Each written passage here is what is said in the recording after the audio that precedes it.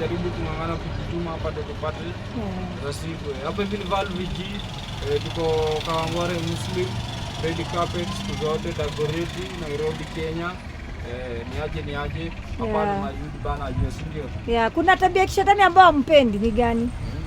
Tabia ni mingi. Hebu semeni tabia za kishetani. Shetani anakuwa na tabia mingi. Moja ile inaudhi sana ni kama. Inaudhi sana kwa shetani. Mimi nachukia unafiki. Ile inafanyika saa hizi.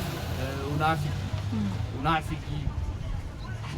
Ushoga, ulele.